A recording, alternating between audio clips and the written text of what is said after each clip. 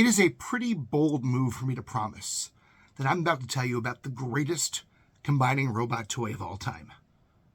I mean, who can decide the greatest, right? Inevitably, by choosing that title for this video, I am setting myself up to be a target for hundreds of comments about people telling me that I'm wrong for this reason, this reason, and this reason. Well, bring it on, because I feel very qualified to speak on this. I mean, I've spent years collecting and looking into just about every transforming combining robot toy that's out there. I've had this particular toy in my collection for over 20 years, and yet at the same time, I didn't have it as a kid, so there's no childhood nostalgia and rose-colored glasses there. In fact, I never even watched the anime until this morning in preparation for this video, so there's no personal attachment to me for this, beyond the fact that I just know that it's awesome in every possible way. So, a long time ago, I did a video on the lost generation of G1 Transformers, link above if you didn't see it, because you need to know about Takara Brave, which is what this is from. Essentially, when Takara stopped making Transformers, they lost the license to do so. They took their unproduced designs and their engineers and moved them over to a new series called Brave. So Takara Brave made some really amazing toys that were the next step in evolution for Transformers, as these designers were learning from their past mistakes and their past successes and upping their game every single year. Takara Brave was the beneficiary of that, whereas Transformers lied dormant for years, and when they restarted in 2000, kind of lost everything they'd gained in that process. It was just sort of starting over from scratch. So, I always maintained Takara Brave is a series that requires more attention today. But even for my Takara Brave fans watching, and I know you're out there, I see you, most of you overlook this one, and I don't understand why. Takara Brave fans talk about GaoGaiGar, which was clearly the big runaway success of that series. They talk about the Brave Police J. Decker, who's pretty awesome, and the cartoon was cool too. They talk about Kaiser because he was the first. I hear some love for Firebird and Doug-One, probably because they were the most frequently knocked off, and imposter versions of them circulated the globe and gained interest for those toys. But no one ever talks about Great Goldran, and I don't know why. Here's my best guess. Great Goldran, the anime, was silly. Surprisingly silly for the Brave series, whereas there'd always been an intersection between cutesy little kids and really hardcore awesome toys. That intersection's a little sillier this time around. The kids are far more comical and far less serious, which really undercuts the seriousness of the robot at the center of this all. Which is too bad, because it also undercuts how serious the engineers were in making what I believe is the most complex and beautiful toy Takara ever designed, and I still believe the greatest combining toy of all time, Great Goldran. Man, they even had a villain in the series? Okay, this is off topic, but I just gotta say it. I'm used to villains being either alien invaders, or supernatural threats, or even world conquerors. The villain in the Great Goldran series was Prince Walter. Dude wasn't even a king. Come on. Anyway, all of this shouldn't take away from how amazing Great Goldran was. It's a crime people don't know about him more today. But for right now, I really want to show you how amazing Great Goldran is, and exactly why he is the greatest combining robot toy ever made. Let's take a trip over to the work table. So this is Great Goldran, at least his individual components. In many ways, Great Goldran borrows from the designs of Star Saber and God Ginrai before him, but he's a much more complex combiner with many more parts to him. And one thing you'll notice right off the bat is you have a giant Godzilla robot toy as the center of the whole thing. This is Golgan, and he is amazing, and his transformation is honestly even better. You've got Kaiser, probably the laziest part of the design, the least perfect of them. He's a lion because, you got to do that in Brave. They had lions in almost every one of their combiners, it seemed like. You've got Leon, the jet, who's pretty cool. I wish the arms would hide away a little better than that, but otherwise, he's beautiful to look at. You've got Dran, really cool race car who could have been his own toy. And you've got Sora-Kage, I really hope I'm saying his name correctly, who is a really sweet-looking hawk with some really cool posability. I mean, people these days who love to pose their toys, there's so much you can do with this guy. It's insane. His wings, his neck, he has so many points of articulation, it's insane. So let's start with Goldran. First of all, I can't say this enough. You have a Godzilla transformer. I mean, how do you beat that? His jaw actually moves up and down a little bit if you really want that chomping effect. If that's important in your life, he can do it. Someone's going to want that. But what I love most about Goldran is his incredibly complex transformation from a Godzilla-type toy to a robot. So let me walk you through how to do that. First of all, we're going to slide down his leg. It's a little bit of bending here. Not my favorite thing always, because it always feels like it's going to break. But I've had this toy for over 20 years, and there's never been an issue. There's a release back here that you're going to want to press to slide down, by the way, just to make sure he stays in place and holds his weight otherwise, because he's going to get pretty big in robot mode. Combiner mode, rather.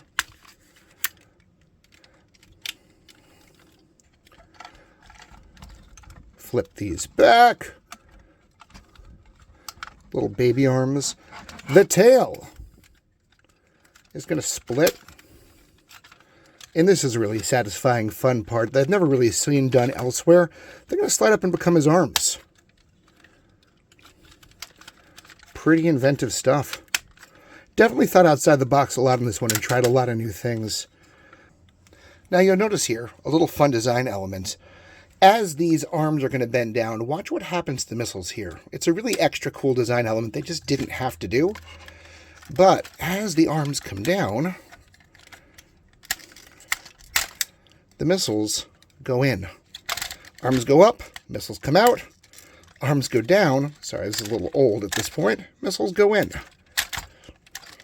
It's a very cool way to lock in the toy, and also just a really cool thing to do. We'll do it for this one as well. They used to not require so much pushing, but you know, toys get a little older over time. If you get a fresh one out of the package, if you're lucky enough, these guys are hard to track down and costly. Probably wouldn't do that for you. Okay, so far we have... I mean, this is a cool scene in and of itself. We have a Godzilla with the body of a fighter. But of course we can do better than that. So at this point, we're going to need to introduce Dran. Dran's a really cool silver car right there. And Dran has a pretty simple transformation, but he's awesome looking. I mean, he easily could have been a G1 Transformer. He's got that level of complexity to him. That's Dran right there. And if Dran wants to join with Goldran, he'll go back into car mode. And then this is going to start to feel very, very Star Saber. We're going to create a cavity in Goldran's chest for Dran to go into. So first of all, we're going to revolve his throat. What a cool idea. We're going to open up this chamber right here. We're going to put Dran right in there. And then, very possibly my favorite part of this entire thing. Just watch how cool this is. By pushing in Goldran's jaw, a robot head descends. And now we can move the entire thing down. And we've now created a much bigger robot toy. Oh, you know what? There. Now he's awesome. And that's just one part of it. That is the core center of the Goldran series. That's Goldran right there.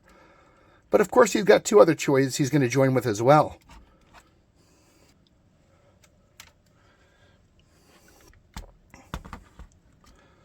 So next up, we have Kaiser.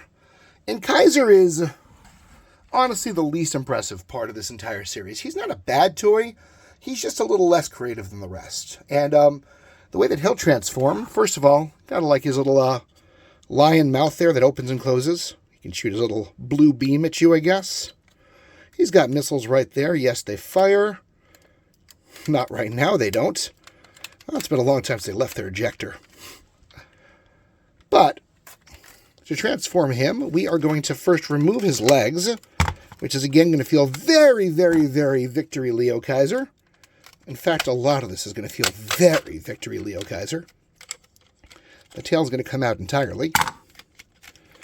We'll slide down these legs. Oh, and the hair on his back is already coming off on its own. And then this part's a little more fun. It's got little hands that come down. We're going to move these missiles. And then much like we just did with Golgan a moment ago, he's going to need to pair with another partner. And that's where we're going to bring in Leon. Ironically, the lion is the one not named Leon. Just going to point that out for a second. Leon's our jet, and much like Gran, he's not that complex, but he's pretty good looking for what he is and could have been a G1 transformer. So we'll transform Leon here, and honestly, it's a little bit lazy. I could have had the head swiveled around so you didn't see his face, I suppose. I guess. But he's pretty obviously a robot down there, with a quick transformation to get him out of that. There we go. You got Leon. Hi, Leon. But if Leon wants to join with with Kaiser, what we'll want to do is actually very similar to what Gran did. We're mostly going to fold. Pull the legs out a little bit further, and they will do this. And now that can go directly into Kaiser's chest. And now Kaiser's going to flip his head up, and his jaw is going to come all the way down, and there's a face in there, and bam, we have Leon Kaiser. Oh, sorry, I didn't use these extra pieces. I mean, you can. You're supposed to. But they're not really the impressive part. This is just sort of the extras. We save these for later. They're more important when forming the Great Goldran. Take these guys. And these, I believe, yeah. They'll snap right on there. And right on there. He's got a little, I don't know, gun. Oh, just shot a missile by mistake. Watch out for that. There's so many missiles in this thing. And they used to all shoot really fast, too. Like, the American safety councils never would have allowed for that. I think the main hair is supposed to still be on his back at this point. This will actually be really important for Great Goldran, but for now we'll just put it coming out of his butt. Why not? That's how he's really supposed to look. Good looking toy. Finally, let's get to know Sora-Kage, who I'm probably pronouncing wrong. I looked everywhere. I could not find an ample pronunciation online. Sora-Kage is just the most beautiful to look at in his beast mode. Just so superposable. The wings, the neck, the mouth. I mean, even these missiles can fold and move in any number of ways. In fact, if you don't load the missiles, this thing can hide in his back entirely. With the missiles, you can still see it a little bit. But actually, these are really fun missiles, too. Just to show you, the idea is when you push this thing down fast, all the missiles are supposed to pop out. Now, my springs have probably been ruined from years of having the missile sitting inside of them. It's my one big regret with this toy. But if you buy it new, these things used to shoot so far and so fast, I worried for my eyes and the eyes of my neighbors. So yeah, that is one thing to keep in mind, is if you do get one of these, you want to make sure that you take the missiles out when you're just going to display it and not use it for a while. I really wish I'd known to do that. But he's a beautiful toy. And his transformation, not bad.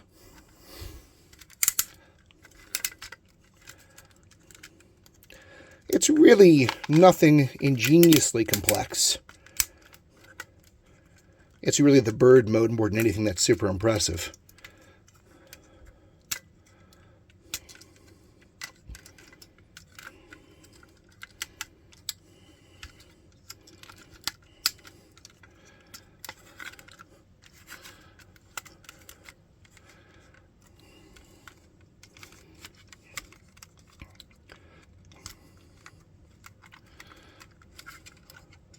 He hides his face in here. He's the only one who the face does not come out of the mouth. But I do like how that head sits on him like a crown. That's Sora-Kage. And he's pretty gorgeous. But my absolute favorite feature of his is so stupid, but it's a lot of fun. He has shurikens that shoot out of his arm, and that's really satisfying. Yeah, those used to shoot further too. Try that one more time. There, that went a little better, right? Just lots of projectiles to make kids super unsafe at home. You gotta love it. Sora-Kage. Already, this toy is looking pretty amazing, but watch what happens when I try to put it all together. That's where this is going to get crazy fun. So to form Great Goldran, we'll begin with Golgan here, combined with Gran, which makes for the original basic Goldran. And what we're going to do is we're going to bring in Leon Kaiser, and we're going to start disassembling him and use him essentially as pieces to add. So we'll remove these fun things. Here's the fun part. His entire chest is going to come apart like that, leaving us with these pieces right here, which will be incredibly important. So one thing the brave designers love to do is give us big feet, and we're going to do that right now. And this is going to feel very much like both Victory Leo and God Ginrai, who in many ways I feel like are ancestors leading up to Great Goldran. In many ways, I think they form sort of a combiner trilogy. I'll probably talk more about another day. But essentially, we're just going to step right onto these pieces. Someone in a previous episode said, "Can we see less of your hairy arm?" And I am trying to give you less hairy arm. I like my hairy arms, but if you don't, that's fine. So there we go. We've got some feet. All right, next part is we are going to bring in, once again, these pieces can sort of hide in the back. They're not really super important for this toy, but there is one important thing they do. They allow us to add more missiles, because of course, Great Goldran needs to have a ridiculous amount of missiles.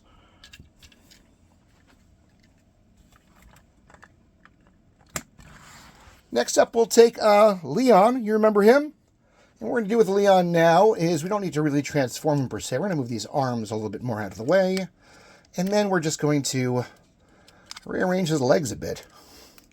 Now, if we slide this little piece up, we've got a sort of belt for him.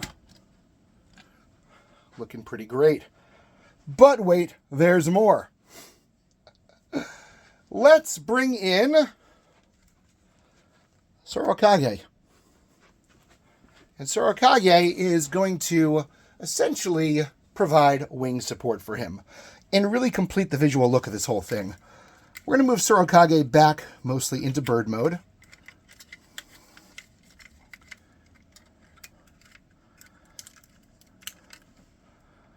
And we're going to put these pieces back here.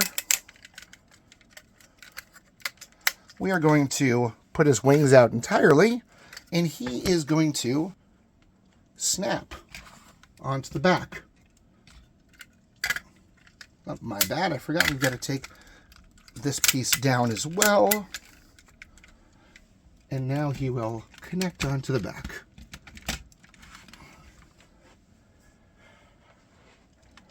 We'll crane his neck to get him out of the way a bit. Can't see him now. But man, does that really complete the look of Great Goldran, doesn't it? And of course, you've got these little adjustable missile things that you can put straight up if you want to, or to the side if you think it looks more cool. I think it looks more cool. But wait, there's more. Let's take these random hairs that were on the back of Kaiser originally, and they're going to go into Great Goldran's crown to make him look even more awesome. And then, wait, there's more. We're going to take Kaiser, and he is going to become, I kid you not, a bow and arrow. I mean, who comes up with this stuff? We'll remove this part right here. That's going to be important for later. We'll pull that tab out. And then, essentially, we take his lion tail, click it in right there. Yeah, we'll slide that right on there. And now he's got a massive bow and arrow. But wait, there is more. If this wasn't awesome enough, let's balance out that weight a bit better. This part right here is going to become his new, better chest plate for a much tougher, much more intense looking, super great Goldran. The gleaming chrome is a nice extra touch, but it's not even really needed to showcase just how beautiful this thing really is. So beautiful. And of course there's 20,000 missiles that I haven't really explored enough. These will flip up right here. That's useful. You've got these missiles right here. You've got the missiles right there. You've got a missile right there on the actual bow and arrow. You've got the missiles back here and back here. There are so many missiles. If you like to shoot missiles, Great Goldran's the guy you need. Oh, he's got, I even left out his other weapons, and I shouldn't have. He's got other cool weapons, too. He has, this trident originally came with Kaiser. This sword originally came with Goldran. And you can actually put the two together. This is not maybe as impressive as they thought it was. But the two can join as one thing. And now he's got an enormous spear. In case he needed that, too. And, by the way, the little holster can securely hit right... It can securely fit right here, actually, on the back of the toy, which is a nice little added bonus. I like the fact that they consider that every piece has a place. Nothing needs to go off to the side into the imaginary void, like Optimus Prime's truck trailer. But there you go. Great Goldran. Hard to do better than that. Satisfying transformation. Beautiful in every possible mode. Some are really original designs, including a Godzilla transforming robot toy, gorgeous gold chrome, super heft missiles that shoot everywhere. Great Goldran is perfect in almost every possible way. He's huge too, by the way. And here's the thing. Here's the problem. I don't think he'll ever be surpassed. And it's not because he's necessarily the apex of design ever. It's because he was made at a time when you can tell designers were still encouraged to love what they did, to be innovative, to be different. Today's toys are way more business savvy. They're way more concerned with bottom dollar cost. And so you're not going to have as elaborate transformations. You're not going to have as much quality plastic. You're not going to have as many joints or accessories. There just would be far too expensive to make something like this today. I don't know, maybe one day that'll change. Maybe one day, if enough people demand it, we'll get a HasLab exclusive of this, although Hasbro does not have the rights to this. Bandai currently does. Soul of Chogokin version of this? Don't know. For the time being, I think it's safe to say we're not going to see anything like this again anytime soon. And that's a shame. But I think it needs more love today. I'd encourage you to go out and grab it, but honestly, good luck. Finding a complete one of these is incredibly hard today. I don't know if they made less of them because it was such an expensive toy or just because the toy isn't as popular as a lot of the other Brave toys are. Do a quick check on eBay. You will find a couple of them very expensive and not complete. Seems like a tough toy to find. They did, the way I was able to get it back in the 1990s, a company called Sora-Kage got the official license from Takara to produce some of their Brave toys and Transformers toys in Hong Kong. And there was, in fact, a Sora-Kage version of Great Goldran. That's what I have. From what I understand, people debate endlessly about whether the Sora-Kage versions are inferior quality. They're certainly not the originals. Of course, neither are G1 Transformers, and people love those. As far as I can tell, this has every bit as much quality as the original Takara version of it. I would encourage you to check out the Sora-Kage version if you can. You're still probably not going to be able to find it easily, but if you do, it might go for a little bit cheaper than the original Takara version will be. This is the Sora-Kage version, and he's all I need for sure. But Great Goldran, you gotta love him. the greatest combining robot toy of all time. Okay, it's time to fight me. In the comments below, tell me why you think I'm wrong. Which toy would you choose instead? GaoGaiGar, Volts 5, Voltron, Predaking. Oh my gosh, somebody go Compo Boy. Somebody do Compo Boy. Nobody talks about Compo Boy. I want to hear what you think is better because honestly, if it's a toy I don't know about, I'd love to check it out myself. But I'd be very surprised if it beats all the qualities that Great Goldran passes and checks off in the box. I hope you enjoyed the video, whether you agree with what I said or not. If you do, please hit like and subscribe. It helps our channel grow immensely. We appreciate it tremendously. And if you're looking for more great conversation, don't forget to check us out at classiccomics.org, where you'll find a group of friendly, loyal, family-like people. Get to know us at classiccomics.org. Thanks. Have a great one. Stay weird.